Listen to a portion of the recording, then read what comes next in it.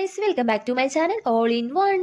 അപ്പോൾ എല്ലാവർക്കും നമ്മുടെ പുതിയൊരു വീഡിയോയിലേക്ക് സ്വാഗതം. അപ്പോൾ ഞാൻ ഇന്നിവിടെ ഒരു അടിപൊളി റെസിപ്പി ആയിട്ടാണ് വന്നിരിക്കുന്നത്. അപ്പോൾ നമ്മൾ വെണ്ടയ്ക്ക കറി റെസിപ്പി ആയിട്ടാണ് വന്നിരിക്കുന്നത്. അപ്പോൾ എല്ലാവരും വീഡിയോ കണ്ടോളൂ. അങ്ങനെ നമ്മൾ കടയിൽ പോയിട്ട് വെണ്ടയ്ക്ക് വാങ്ങിയിട്ട് വന്നു. അതിനുശേഷം വെണ്ടയ്ക്കേനെ നമ്മളൊരു പാത്രത്തിലേക്ക് എടുത്തിട്ടുണ്ട്. നന്നായിട്ട് നമ്മൾ വെള്ളം ഒഴിച്ചൊന്ന് കഴുകിയെടുക്കണം കേട്ടോ. അപ്പോൾ ഞാൻ കുറച്ച് നേരം ഉപ്പുവെള്ളത്തിലൊന്ന് ഇട്ട് വെച്ചു. ഏത് വെജിറ്റബിൾസ് വാങ്ങിയാലും നമ്മൾ ഉപ്പുവെള്ളത്തിൽ അല്ലെങ്കിൽ മഞ്ഞൾ വെള്ളത്തിൽ ഇട്ട് വെക്കുന്നത് നല്ലൊരു മെത്തേഡാണ്. അങ്ങനെ ഒരു 5 മിനിറ്റ് കഴിഞ്ഞതിന് ശേഷം ആ വെണ്ടയ്ക്കെല്ലാം നന്നായിട്ട് നമ്മൾ ക്ലീൻ ആക്കി എടുത്തു, കഴുകിയെടുത്തിട്ടുണ്ട്. എന്നിട്ട് നമ്മൾ അതിനെ ചെറിയ ചെറിയ കഷ്ണങ്ങളായിട്ട് അരിഞ്ഞു. ഒത്തിരി ചെറുതാവാനും പാടില്ല, എന്നാൽ ഒത്തിരി വലിയ കഷ്ണങ്ങളായിട്ടല്ല. നമ്മൾ സാമ്പാറിനൊക്കെ അരിയുന്നത് പോലെ തന്നെ ആ ഒരു വലുപ്പത്തിൽ നമ്മൾ കഷ്ണങ്ങൾ അരിഞ്ഞെടുത്തിട്ടുണ്ട്. അപ്പോൾ ആദ്യം തന്നെ നമ്മൾ വെണ്ടയ്ക്ക് ഒന്ന് ഫ്രൈ ആക്കി എടുക്കണം. അതിനായിട്ട് നമ്മളൊരു പാൻ എടുത്തിട്ട് വന്നിട്ടുണ്ട്. പാൻ ചൂടായതിന് ശേഷം അതിലേക്ക് നമ്മൾ വെളിച്ചെണ്ണ ഒഴിക്കുന്നു. വെളിച്ചെണ്ണ ചൂടായി കിട്ടിയിട്ടുണ്ട് കേട്ടോ. അപ്പോൾ നമ്മൾ അതിലേക്ക് നമ്മൾ അരിഞ്ഞ് വെച്ചിരിക്കുന്ന വെണ്ടയ്ക്ക ഇട്ട് കൊടുക്കുന്നു. നമ്മൾ വെണ്ടയ്ക്ക ഒന്ന് വഴറ്റിയെടുക്കുന്നുണ്ട്. അപ്പോൾ വെണ്ടയ്ക്ക ഒരു ഫ്രൈ രൂപത്തിലേക്ക് എത്തുന്നത് വരെ നമ്മൾ ഇതിനെ ഒന്ന് ഇളക്കി കൊടുക്കണം. അപ്പോൾ വെണ്ടയ്ക്ക ഒരു ഫ്രൈ രൂപത്തിലെത്തിയിട്ടുണ്ട്. അപ്പോൾ അടുത്തതായിട്ട് നമുക്ക് ഇതിലേക്ക് സവോള ആവശ്യമുണ്ട്. അതിനായിട്ട് ഞാൻ കൊട്ടയിൽ പോയി സവോള എടുത്തിട്ട് വന്നു. സവോളയുടെ തൊലിയൊക്കെ കളഞ്ഞ് ക്ലീനാക്കി ഒന്ന് കഴുകി എടുത്തിട്ട് വെള്ളത്തിലിട്ടിട്ട് അതിനുശേഷം നമ്മൾ അതിനെ ചെറിയ ചെറിയ കഷ്ണങ്ങളാക്കി അരിഞ്ഞെടുത്തിട്ടുണ്ട്. വളരെ കട്ടി കുറഞ്ഞ് തന്നെ നമ്മൾ അരിഞ്ഞെടുക്കണം. അങ്ങനെ നമ്മൾ ഈ അരിഞ്ഞു വെച്ചിരിക്കുന്ന സവോളയും കൂടെ ഈ വെണ്ടയ്ക്കയോടൊപ്പം ഒന്ന് ആഡ് ചെയ്ത് കൊടുക്കുക. നന്നായി ഒന്ന് മിക്സ് ചെയ്യാം.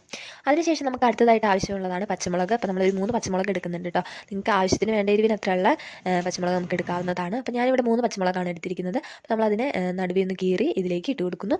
അടുത്തതായിട്ട് ഇതിലേക്ക് തക്കാളി ആട്ടോ ആവശ്യം. അതിനായിട്ട് നമ്മൾ 2 തക്കാളി എടുത്ത് നന്നായി ഒന്ന് കഴുകി നമ്മൾ കുഞ്ഞു കുഞ്ഞു പീസുകളാക്കി അരിഞ്ഞെടുത്തിട്ടുണ്ട്. വളരെ ചെറിയ കഷ്ണങ്ങളാക്കി അരിഞ്ഞെടുക്കുന്നതാണ് ഏറ്റവും ഉചിതം.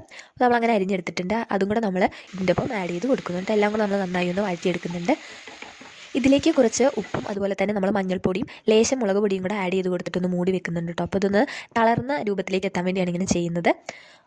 ഇനി ഇതിലേക്ക് നമുക്ക് ആവശ്യത്തിന് വേണ്ടിയിട്ടുള്ള വെള്ളം ആഡ് ചെയ്ത് കൊടുക്കണം. അപ്പോൾ ഞാനിവിടെ ഒരു 1/2 കപ്പ് വെള്ളം ആഡ് ചെയ്ത് കൊടുത്തിട്ടുണ്ട്. അപ്പോൾ ഇത് വേവെത്തുന്നത് വരെ നമുക്ക് ഒന്ന് അടച്ചു വെച്ച് കൊടുക്കാം. അങ്ങനെ ഒരു 5 മിനിറ്റ് കഴിഞ്ഞതിന് ശേഷം ഞാൻ തുറന്ന് നോക്കിയപ്പോൾ എല്ലാം നന്നായി വെന്തിട്ടുണ്ടായിരുന്നു. ഏകദേശം ഇതിലേക്ക് ഒരു അരമുറി തേങ്ങയാണ് നമുക്ക് ആവശ്യം. അപ്പോൾ ഞാൻ അത് ചിരണ്ടിയെടുത്തു, നല്ലതുപോലെ ചിരണ്ടിയെടുത്തിട്ടുണ്ട്. എന്നിട്ട് നമ്മളിതിനെ മിക്സിയുടെ ജാറിലേക്കാക്കി അതുപോലെ തന്നെ ഒരു 1/2 സ്പൂൺ ജീരകവും കൂടെ ആഡ് ചെയ്ത് കൊടുത്ത് മിക്സിയിൽ ഒന്ന് നന്നായിട്ട് അടിച്ചെടുക്കുന്നുണ്ട്. അപ്പം ഏകദേശം ഇത് നന്നായിട്ട് അരഞ്ഞ് കിട്ടണം.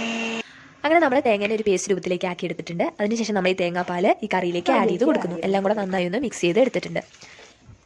ഈ ഒരു തിള വരുന്നത് വരെ നമുക്ക് മൂടി വെക്കാം. അപ്പോൾ തിളച്ച് വരുന്നുണ്ട്. അപ്പോൾ നമ്മൾ നമ്മുടെ ഫ്ലെയിം ഒന്ന് ഓഫാക്കി കൊടുത്തു. ഇനി അടുത്തതായിട്ട് നമുക്ക് ഇതിലേക്കൊന്ന് കടുക് പൊട്ടിച്ചിടണം. അതിനായിട്ട് നമ്മൾ ഒരു ചെറിയ പാൻ എടുക്കുന്നുണ്ട്. അത് വെളിച്ചെണ്ണ ഒഴിച്ചു. വെളിച്ചെണ്ണ ചൂടായതിനു ശേഷം കടുക്, ഉലുവ ഒന്ന് മൂത്ത് കിട്ടുമ്പോഴത്തേനും നമ്മൾ ഇതിലേക്ക് വറ്റൽ മുളകും കറിവേപ്പിലയും ഒന്ന് ആഡ് ചെയ്ത് കൊടുക്കുന്നുണ്ട് കേട്ടോ.